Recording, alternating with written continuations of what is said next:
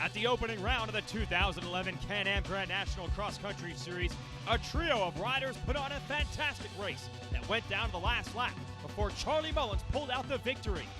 He's strong in the sand, but what about the red Georgia clay today?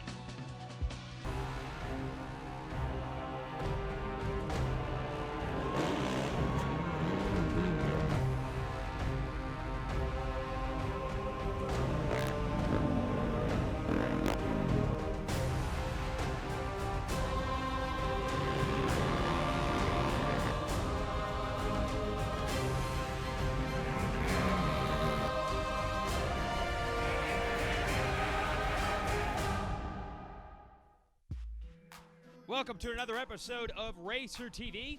Today we're providing coverage of the 2011 Can-Am Grand National Cross Country Series for motorcycles. Jason Wygant going to give you the call. This is the Maxxis General GNCC in Washington, Georgia.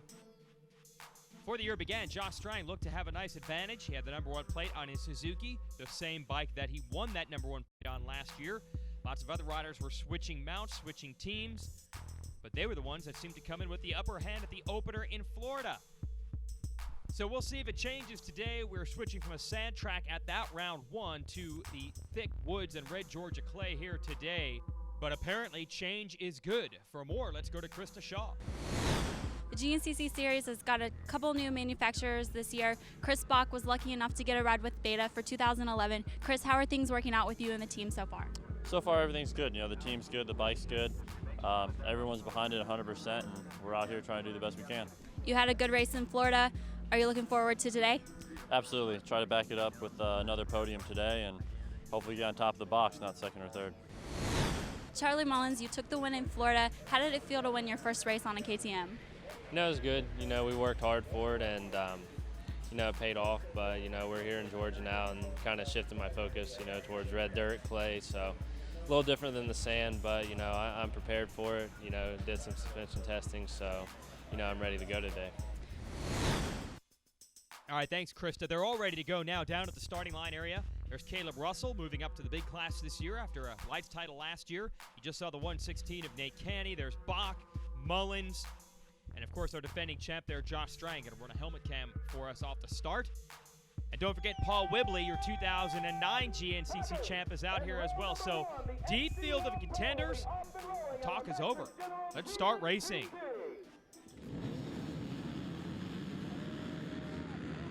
Strang's got the helmet cam running it deep into the first turn. I think that was Russell Bobbitt who goes down in front of him, opening the door for Nathan Canny to grab the whole shot. Canny on the WMR KTM going to pick up some money from Motorsport.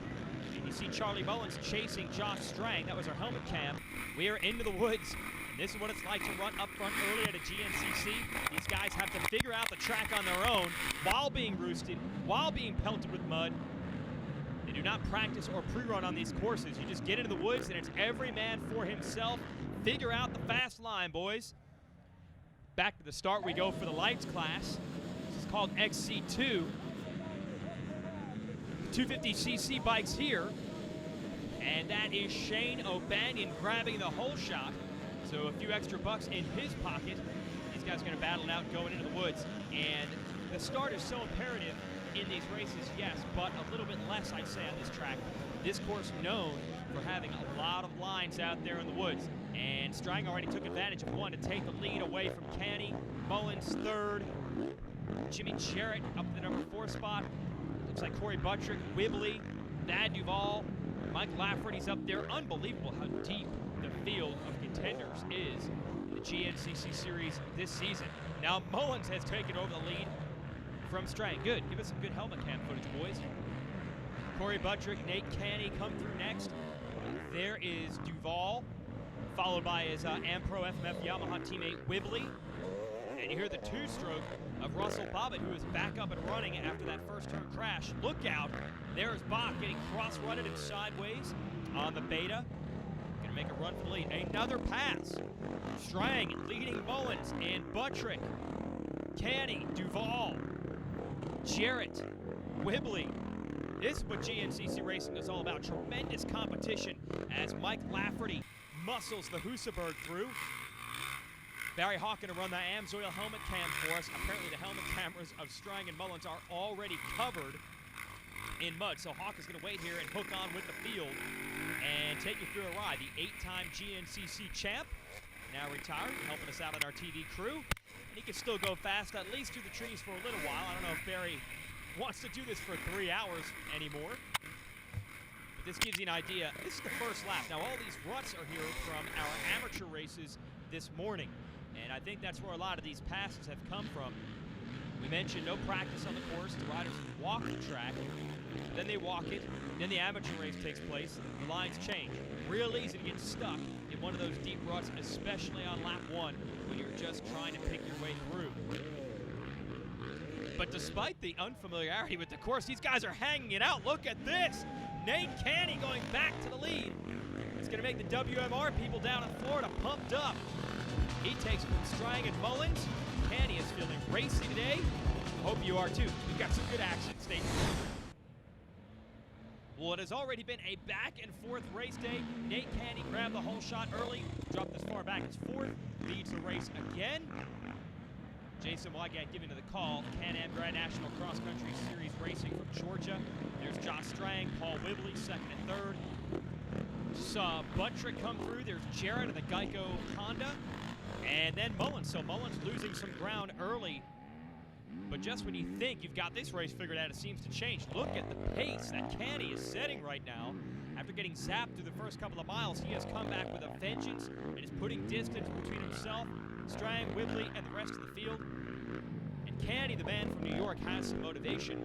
He was one of the lead riders for the FMF KTM factory team the last few years, but they went out and signed Mullins this year, so he is back to privateer status, and he would like nothing more than to take a win on that privateer KTM and show those guys that he's still a contender for this championship and in this series. So far, so good. On to the motocross track and now back off. You can see just hints of Josh Strang in the number 2 spot, but right now, Canny is setting a torrid pace. Whibley, Buttrick comes through. Buttrick, by the way, on the 350 KTM. Then it's Jarrett on the Geico Honda, and the 450 KTM of Mullins. And don't forget Bad Thad Duvall, another one of the Yamaha boys. Really tough luck for the Yamaha squad in Florida. You have Whibley, who just went by. Whibley had the whole shot in that race. Led early, ran into a tree, ripped off his radiator. And Duvall was up front when he hit a post and ripped some components off the side of his motorcycle. So really tough luck for the Yamaha squad. But look at this. Whibley has rallied and has taken the lead here in Georgia. Strang, Canny, Buttrick, Mullins, Duvall. This is spectacular racing. But the number 3 of Whibley, the Axeman out of New Zealand, is on point at the moment. Now, Whibley won the championship, as we mentioned earlier, in 2009, 2010. Started the year off terribly, had all sorts of bad luck. Had switched from a Kawasaki to a Yamaha and was still working out the details of the bike. He came into Florida and said he was ready. The busted radiator didn't give him a chance to show it, but so far in Georgia, he certainly is ready, putting distance between himself, Canny, Strang, Buttrick, Mullins.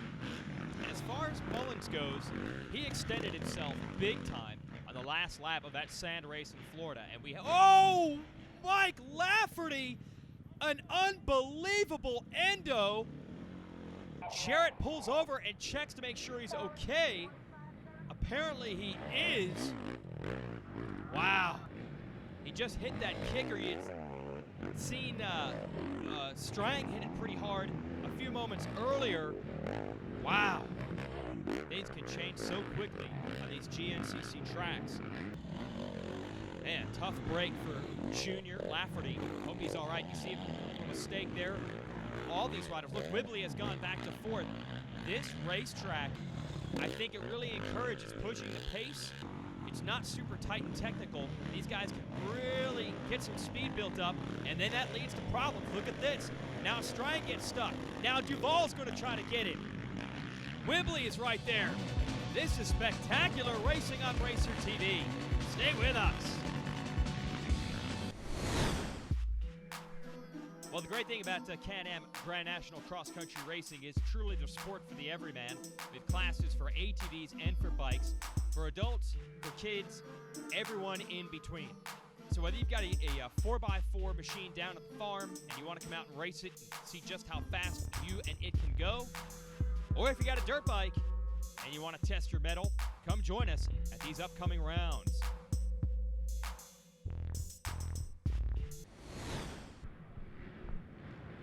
Okay, welcome back to the show. Things have momentarily settled down. The Yamahas of Whibley and Duval are now leading the way over Strang.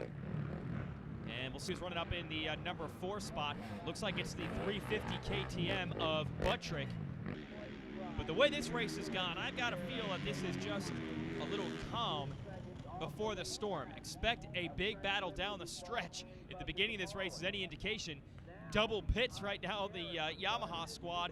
Whibley there on the left is in and now out, and Duval right with him. Fire and ice, that's the way the Yamaha team works. You got Whibley, one of the toughest, most consistent riders in the game, and then Duval, one of the young kids, one of the fastest. There's Buttrick.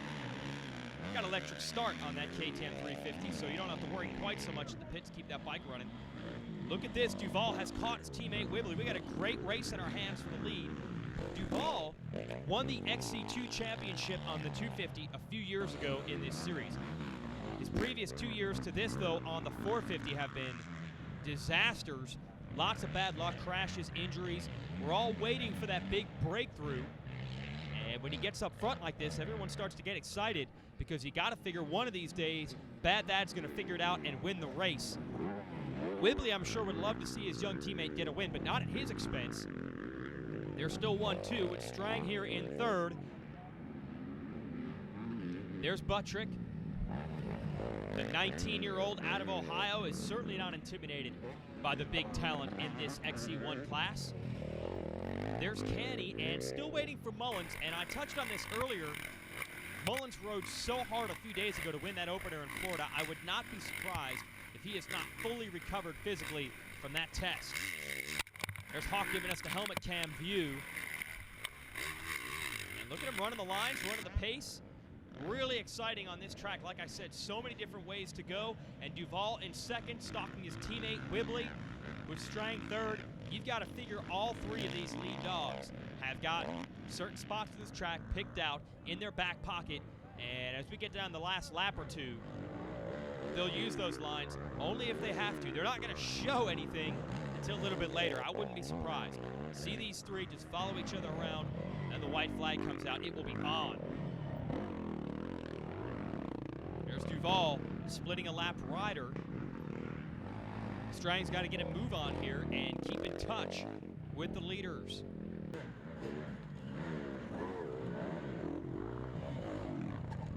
Well, if you're Randy Hawkins, who owns and manages this Ampro Yamaha team, you've got to be happy.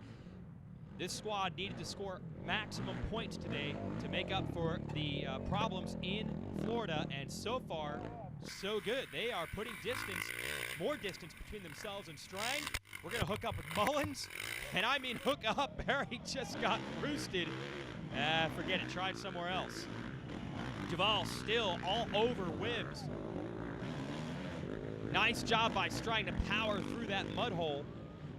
But right now, you got to be impressed with the speed that Whibley has shown.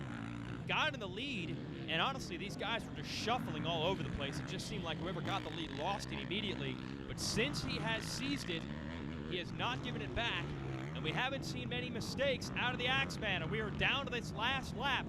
And this is what I was alluding to earlier. Does Duval, does Strang, does anyone have a trick line in their back pocket that they can use against Whibley? Or is the New Zealander headed to victory lane? Well, back in the day, there was a credo that everyone followed in GNCC racing. If you get down to a last lap battle with Paul Whibley, you're going to lose it. Because no one was stronger, no one was in better shape than that man. Now, they have all stepped up in the last couple of years, but he has stepped back up today. He is leading in the last lap. Josh Strang not quite able to maintain the pace of the two Yamaha riders, at least not so far. Go back to Corey Buttrick in fourth. but Whibley is controlling this one as he goes through the pits for the last time. His last challenger is his young teammate, Thad Duvall. It's a private Yamaha duel for the win today, unless Strang, the defending GNCC champ, can put together a miracle on his FMF Makita Suzuki. And Strang is one of those riders who has stepped up his fitness big time in the last few years. He could make it happen, but I think he's going to need a mistake from Whibley and Duvall. And you can see how hard these guys are pushing. This is an all-out sprint in the last lap. We are 2.5 hours into this race. Ordinarily, these guys would be exhausted, but this is the kind of conditioning that it takes to win races. And there have been questions about Duvall's fitness down the stretch in the past. He is hanging tough today. You saw him take a look over his shoulder. I don't think he saw Strang. He knows it's just between he and Whibley. And there's no question about Whibley's fitness. He's got the hammer down. Look at Duvall, letting it all hang out. And Strang is right there as well. One mistake could completely change this thing. Can Whibley keep it on lock? There's Duvall. He can still see the dust in front. In fact, he probably doesn't want to be any closer than this on the motocross track. Doesn't want to get dusted out when they get back in the woods. We'll see if Duvall's trademark bad speed can bring him back to Whibley's rear wheel. There's Strang third. Back to the woods we go. Whibley trying to hold it down. Wait a minute. What happened to Duvall? Oh, has the bad luck struck the kid again? Strang is up to second. There is Duvall in third. Must have made a mistake pushing it, going after this man, Whibley, on the last lap. So now it's up to Strang. He wasn't happy with his ride in Florida, off the podium. Fourth place there, the 22-year-old Australian going after the New Zealand veteran up front, with the young kid from West Virginia running third.